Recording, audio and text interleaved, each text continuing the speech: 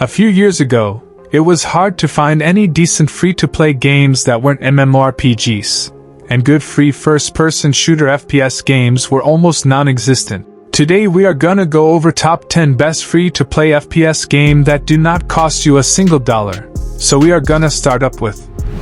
First up today, Splitgate. Splitgate advertises itself as Halo meets Portal, and that's easily the best way to describe the game. This is a fast-paced, arena-based shooter where you and everyone else can create portals to flank, reposition, and zip around the map. That concept alone would make this game worth a look, but once you actually feel how good this game is to play, you'll stick around for match after match.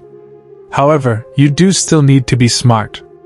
Portals can only be placed on specific surfaces, so you can't spam them anywhere to get yourself out of a bad situation.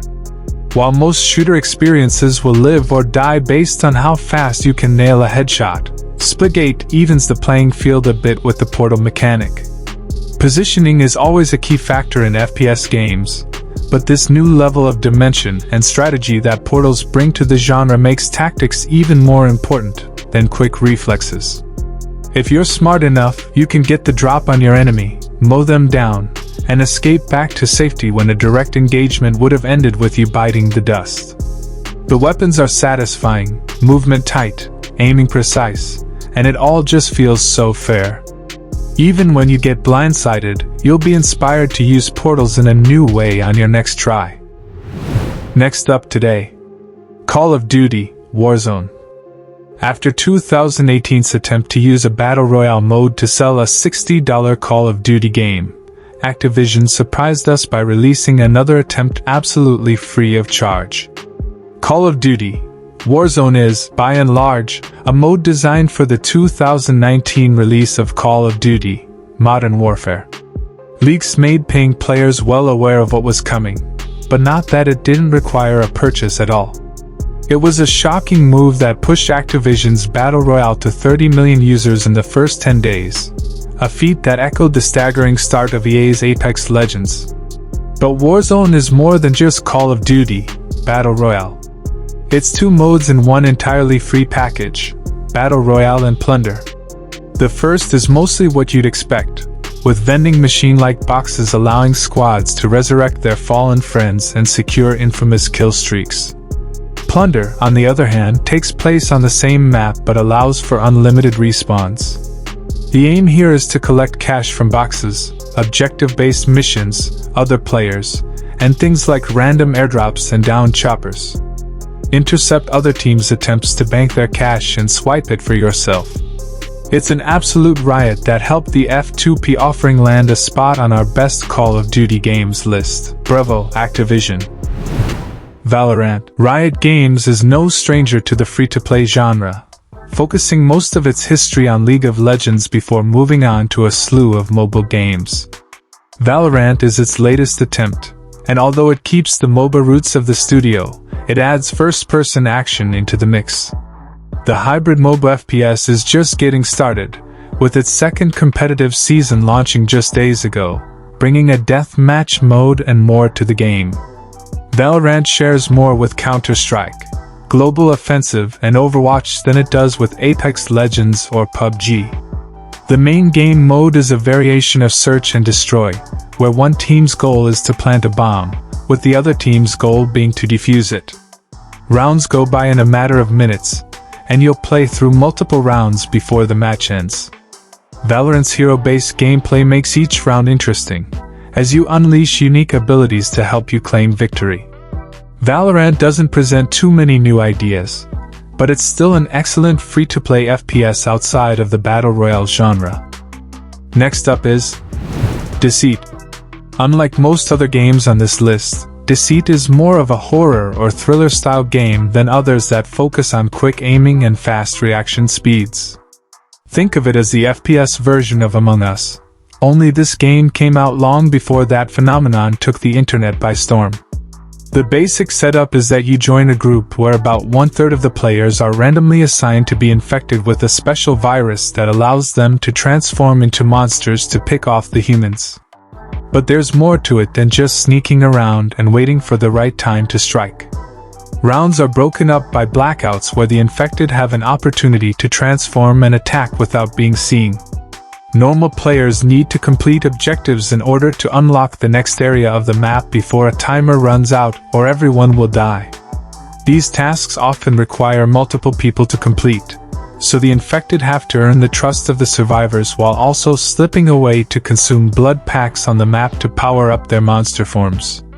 If someone is suspected of being a monster and shot enough to go down, the rest of the team needs to vote on whether or not to fully kill them by attacking them, or letting them get back up. Next up, Crossfire. If you were just getting into PC gaming proper in the mid-00s, you probably came across Crossfire in some form.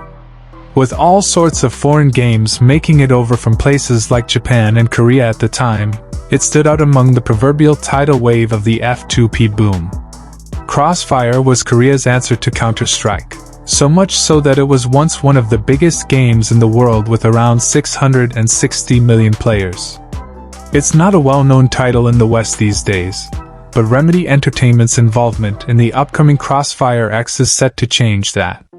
But if you'd rather not wait until later this year to see what Crossfire is all about, you only need to turn to Crossfire West, the official name of the newly merged EU/US versions of the game. Crossfire West has all the hallmarks of a Counter-Strike clone. It's not the best-looking tactical shooter on the market by today's standards, but its many years of service means over 30 modes are available to play. It's Blacklist versus Global Risk for the most part, but things like Horror Hide and Mutant Escape modes mix things up a bit from time to time. There's even a class-based zombie mode if you're itching to blast away the undead. Of course, the focus on skins and monetization means this one military-class FPS is now home to its fair share of fashionistas. Black Squad. Sometimes you just want to get down to the nitty-gritty fundamentals of first-person shooters, the shooting. With Black Squad, NS Studio has created a relentlessly twitchy and precise multiplayer experience that should feel right at home for fans of earlier Call of Duty titles and Counter-Strike Global Offensive. The game offers enough variety for players of all styles and abilities to feel like they're making progress and contributing to their team. Getting a kill results in a gloriously over-the-top sound effect and a hefty splatter of blood on nearby walls, so there will never be any doubt whether your target is down. Black Squad promises absolutely zero pay-to-win mechanics, with no gameplay-focused microtransactions available. Instead, you can earn everything through in-game currency or spend extra cash to buy certain cosmetic items, such as weapon skins, before other players. With only 4 GB of recommended RAM and a minimum spec that calls for the aging GTX 560 GPU, you'll be able to run the game on all but the very oldest machines. Next up is Warface. Crytek has been developing first-person shooters for nearly 2 decades, and the company's experience has shown with polished and flashy games that feel just as good on console as they do on PC. The free-to-play Warface is available on PC, PlayStation 4, Xbox One, and more recently, even the versatile Nintendo Switch. Its class-based approach forces teams to work together. Engineers, for instance, are capable of repairing their teammates' armor, while medics can heal and dish out heavy damage with a shotgun from close range.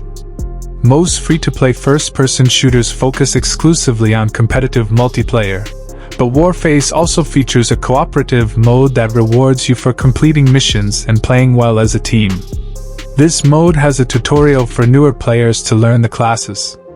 If you do decide to face off against other players online, you'll be able to do so in traditional kill-based and objective-based modes, and a Battle Royale mode was added in an update in late 2017. Powered by Crytek's CryEngine, it's one of the most attractive free-to-play games around, yet its recommended PC specifications are modest. The Cycle Frontier. If you're looking for something fundamentally different from most other free FPS games out there, The Cycle Frontier might be worth checking out.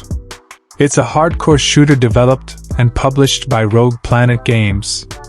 The Cycle Frontier is a unique quest-based PvP multiplayer shooter. You drop into a match and aim to complete more quests than the other players before the planet, its alien inhabitants, or set other players kill you first. You can sabotage the efforts of other players by doing things like hijacking their automated tools while they're away, or working together by signaling a team up or rescuing them from danger just to stab them in the back later on. The cycle, Frontier, is still very much in development. It only entered the F2P space proper in September 2019. It's a brave move to shrug off the Battle Royale formula in favor of something totally different these days. But if you're tired of fighting over chicken dinners and victory royales and a simple K/DA, the cycle, Frontiers, is worth a look. It's going to need all the help it can get. PlanetSide 2. With planet-spanning battles and 3 diverse factions, PlanetSide 2 ups the ante on everyday first-person shooters. Everything the player does affects their faction's success in battle, from killing enemies to buying vehicles and taking enemy control points, all of which take place on a massive scale featuring lean animation and exceptional skill trees.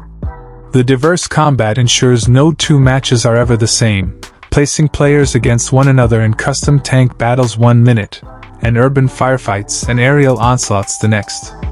It all gives players the opportunity to unlock weapons, attachments, skills, and other components through the game's intuitive leveling system. The core of PlanetSide 2 revolves around holding crucial territories and claiming key resources, with hundreds of players fighting it out over the course of multi-day and week-long battles. Turning the tide takes teamwork, and sometimes being a cog in the machine isn't so bad. Sight. Players could have a difficult time distinguishing this game from Call of Duty just through screenshots alone. Even reviews on Steam make the game seem like it's a cost-effective clone of the game. It's often compared to a newer, updated version of Black Squad. It could be a fun challenge for loyal COD players. Sight launched right at the end of 2019. The holiday release played out like most holiday releases. This game comes from the relatively unknown Whipple Games, and the ever-present Area Games published it. Sight appears to take Activision's massive shooter franchise's greatest elements and smashes it together with a F2P, not P2W formula. We think that the maps even resemble each other. To play, you take on the persona of one of the 2 factions fighting over the planet's remaining natural resources following a massive natural disaster. Your choice of equipment is essential in combat, as well as your choice in tactical assistance drones. The game features low recommended specs, and it's completely budget-friendly. It's a game that is accessible to everyone. That's it for today's video. If you like these type of content, then please subscribe and click the bell icon to not miss any free games. Like the video and comment below.